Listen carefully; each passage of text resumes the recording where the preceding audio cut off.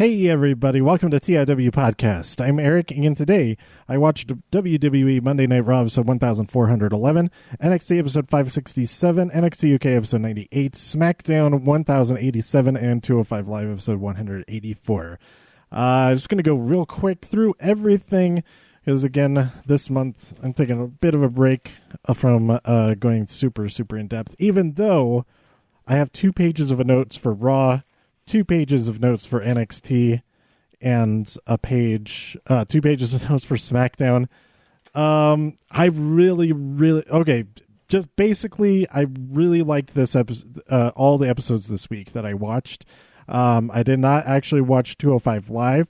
I just skimmed it quick, saw the results, and I also didn't watch NXT UK. It was entirely Tyler Bate and Pete Dunne reflecting on I think the lead up and then the match itself from TakeOver Chicago. That was back in 2018, which was a great match. I was there for it. I was there in person.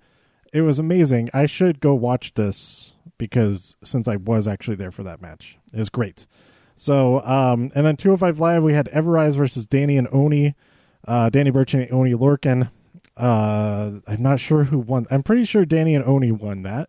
But then they were attacked by Indus Sher, who are not cruiserweights. They don't belong at 205 Live. What is going on?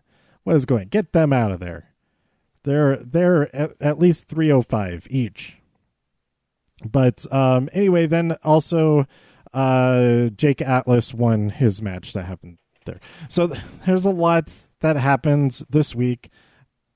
There's somebody had COVID-19 who was at the Performance Center during the tapings last week.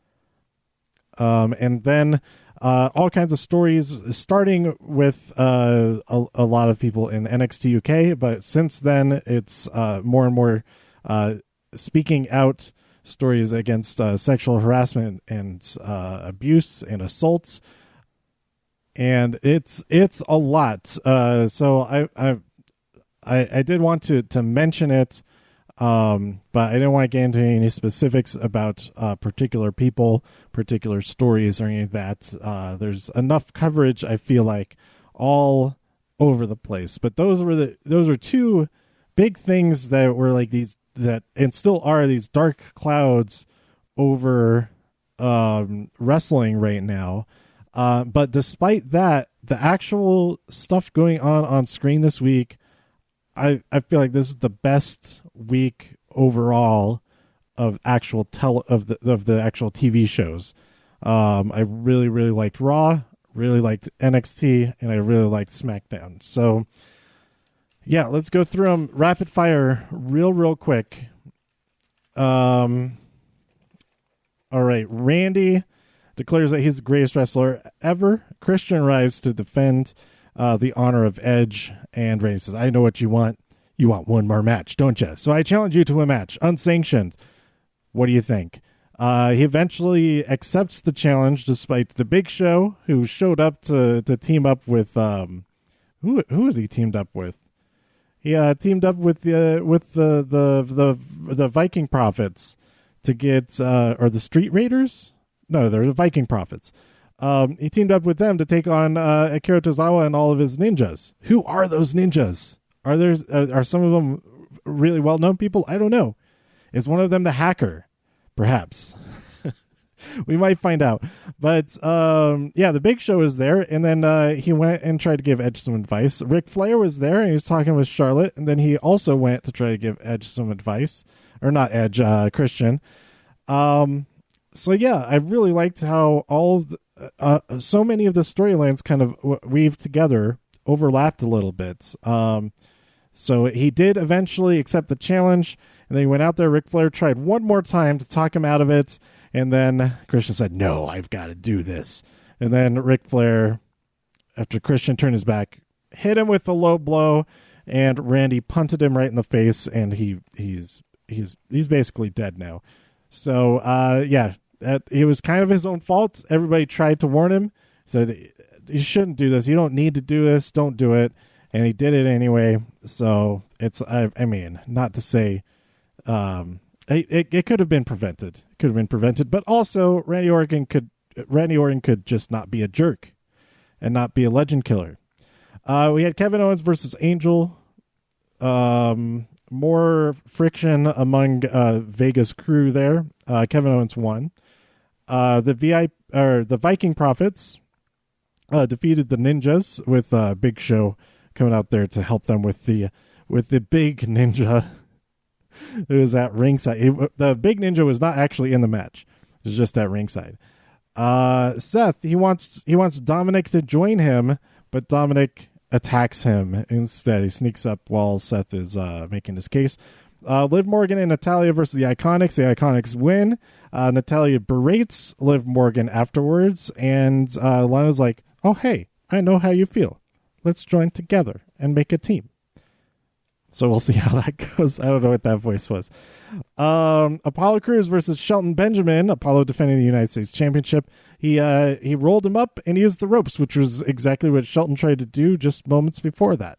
So that was a nice little turnaround there. I did not mind that roll up because it was in response to that.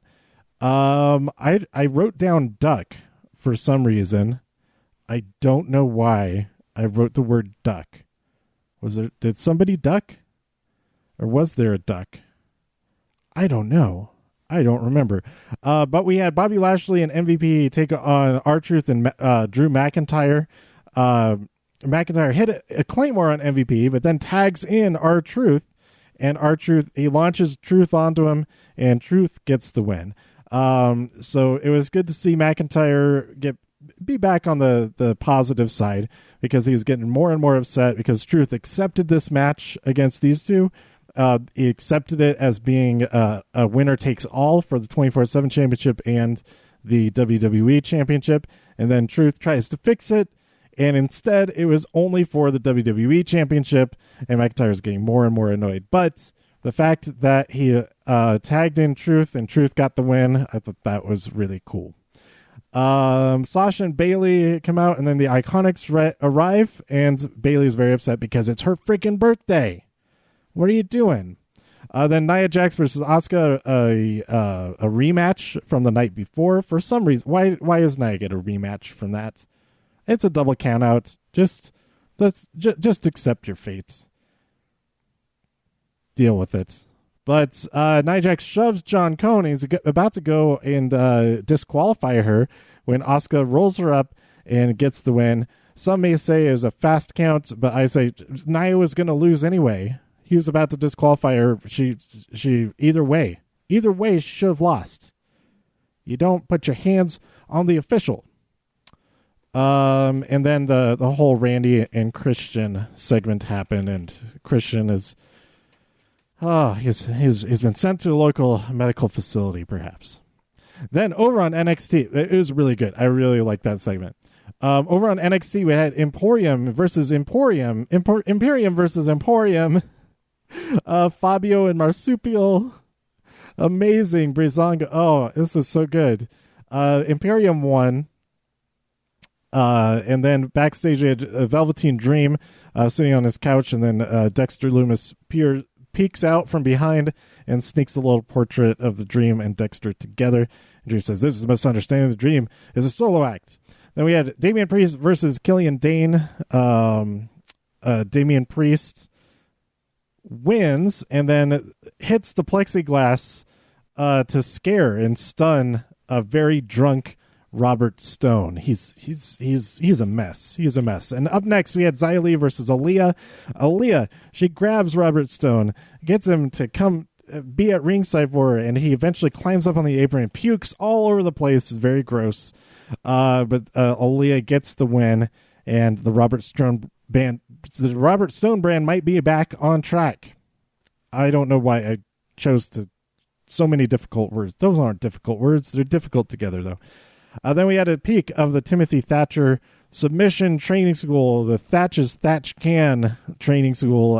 He demonstrates a Fujiwara armbar and just really, really hurts his training partner there. And also he does the wrist lock. And I thought that was pretty interesting. Then we had Roderick Strong trying to get some help, or the Undisputed Era trying to help out Roderick Strong. They take him to see a doctor. It's Kyle O'Reilly. He goes to face his fear of being in the back of the trunk, and he just runs away. And I didn't see all of that because the feed I was watching cut out, and it was like repeating, and like the middle section I didn't get to see. But it was really funny. The parts I did see were really funny. Gargano, he comes and talks to Keith Lee, but then Finn Balor appears, and they all challenge, issue warnings, all of that. Mia Yim attacks Candice, and then William Regal makes a match. So it's going to be a triple threat. It's going to be Finn Balor versus Johnny Gargano versus Keith Lee for the North American Championship, and then the winner of that will challenge Adam Cole, baby, for the NXT Championship. So that's all on the line. I don't remember. I think Adam Cole was out there too for that. I'm not sure. But then we had Kaden versus Dakota Kai. Dakota Kai won via submission. Then we had Scarlett backstage. She finds the smashed hourglass that Keith Lee had smashed. And Karrion is there. We just see his feet, but obviously he's not happy at all. Then we got a great video package of Mercedes Martinez. When will she have a match next? I can't wait.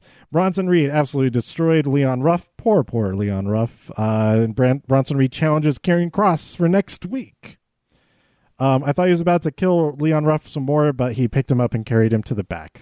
So that was kind of nice of him. Then we had Santos come out, and he announces that his group is called Fantasma del Legado. He is the leader of leaders because Raul Mendoza and Joaquin Wilde will be leaders as well. Drake comes out. He says, "You fooled me. Great job." And then he gets killed by a phantom driver through a table. So El Legado del Fantasma is so awesome. I love it. That name is great. And it keeps that Fantasma name going, despite Santos Escobar being his ring name now. Then we had the main event. Fantastic, freaking fantastic match. Just go watch this match. Sasha Banks and Bayley versus Shotzi Blackheart and Tegan Nox is so good. It is so good. We got choke slam off of the apron by Tegan, which is great. We got I don't even know what those words are that I wrote down. But the ending here, I don't even want to try to explain the ending, but the ending was really good. It's like one of the best endings to a match in weeks. And these Sasha and Bayley are on fire, and with the opponents they've been having, their opponents have been great too. I love it. But after they win, they successfully defend the championships. Then Io comes out and attacks both of them, Sasha and Bayley. And next week we'll have Bronson Reed versus Karrion Kross as a result of that challenge he issued, and Damian Priest versus Cameron Grimes. And then I think the week after that is the Triple Threat North American title match, and that'll be followed the following week. The following week, the winner of that match will take on Adam Cole, baby. I'm super excited. NXT is so good right now. And then finally on SmackDown, AJ holds a celebration with Renee Young there. I'm really happy that Renee Young has been on SmackDown a lot lately. I've missed her a lot. She's really, really good at whatever she does. Everything she does is really good. So everybody's there at ringside and all that, and he says, well, who's going to challenge me? It's got to be someone who's got to earn it or whatever. And then Matt Riddle arrives. And he says, well, you might be the face that runs the place, but I'm going to be the bro that runs the show. And he challenges to a match. It's Greg Hamilton starts to announce it as for the Intercontinental Championship. And he says, no. No shirt, no shoes, no Intercontinental Championship match for you. So it's just a regular match, and Matt Riddle wins via the Bro Derek, which I didn't realize is so similar until seeing it done on AJ Styles. I guess it's not super similar. It's somewhat similar. It's not a face bump. It is a back bump. But the Bro Derek is a similar kind of move to the Styles Clash. It's a sandwich, a falling sandwich move. Is that a class? That's not a classification of moves. Sheamus has a problem with Sheamus, so says Jeff Hardy, that he's dealing with his own demons, I guess, probably. Shorty G faces Mojo Rawley, quite handily faces him. It was described as an underdog victory or like an upset, but I think everybody would have been way more upset if Mojo Rawley won. Then we had Miz TV with Mandy. Sasha comes out. Oh, wait. Sonya comes out, and she says, I'm going to rip you apart so that your outsides match the ugliness of your insides, and then they brawl. Then Sasha and Bayley come out. They say, we're going to take your jobs. It's 250 days as champion for Bayley.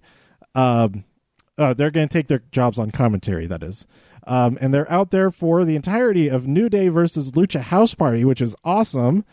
I hope that, my favorite thing, I think that's one of the greatest things about this week, is that Sasha and Bayley were on all three of the main shows, and they're great on all three of them. But especially in their match, but here on commentary, it's like that was just as great as seeing them fight. After the New Day wins, Shinsuke Nakamura and Cesaro attack him, and I forget which one of them said, I think Bayley was like, this is entertaining when they're attacking. Also, she went nuts for the Bayley to belly when Big E said, performed that move. Just like, I taught him the Bayley to belly. So yeah, all the girls backstage, they're talking about Sasha and Bayley, mainly Bayley, that they're just a nightmare. What are we gonna do about it? But then Alexa realizes, hey, where's Nikki? What's going on? And then during the next segment, Sheamus comes out and says, I'm a bully, and he deserves to be bullied. He admits it. I think that was a backstage interview, actually. But Sasha and Bayley are still out there on commentary, and Bayley is celebrating her birthday week, or her birthday month, maybe even. And she says, let's freaking party. But no sooner do those words get out of her mouth when Nikki Cross attacks, and she challenges Sasha Banks to a fight. So we get Sasha Banks versus Nikki Cross. I forget any details of that match, but Sasha Banks wins, and that brings us to the Firefly Funhouse. Bray Wyatt returns with the Firefly Funhouse, and he talks about what he's been doing in the meantime. He's been learning TikTok dances. He learned the dark art of resurrecting the dead. He learned knitting. And he also visited a reptilian stronghold, or he defeated he did something with a reptilian stronghold. And Braun Strowman interrupts for a second, but then Bray has some news. He has resurrected the Wyatt family, Bray Wyatt. And it is his duty to destroy. He created Braun Strowman, and it is his duty to destroy him. So that's going to be so cool. If that happens at Extreme Rules, I'll be really happy if that happens at Extreme Rules. And then probably Braun wins or something happens. He doesn't lose the title yet. Then the next pay-per-view, SummerSlam, we finally get The Fiend versus Braun Strowman. Although I would be really happy with not Firefly Funhouse, with Wyatt family, Bray Wyatt winning the championship. I don't think anybody would expect that to happen, so I think it would be cool if it did. So there you go. Lots of really cool stuff, mostly Sasha Banks and Bayley being awesome, but also quite a few other awesome things. The stories this week have been great, and I hope that continues. There's lots of worry with certain changes that were announced that would be a bad thing. I think it is not a bad thing at all yet.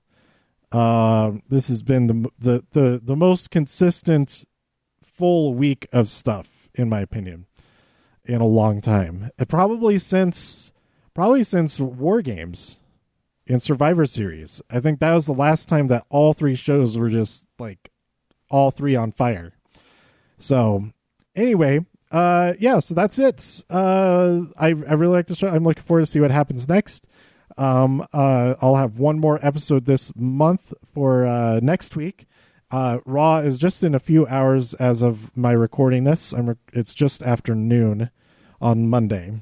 But yeah, let me know what you thought about everything by tweeting me at TIW Podcast. Go to TIWpodcast.com for more reviews. If you enjoyed this episode or anything else on the site, please share some links with your friends. Subscribe on iTunes, Spotify, Stitcher, YouTube, wherever you like to listen. Stay safe, healthy, and happy out there in all the infinite multiverses. And I'll see you next time here on TIW Podcast. Bye.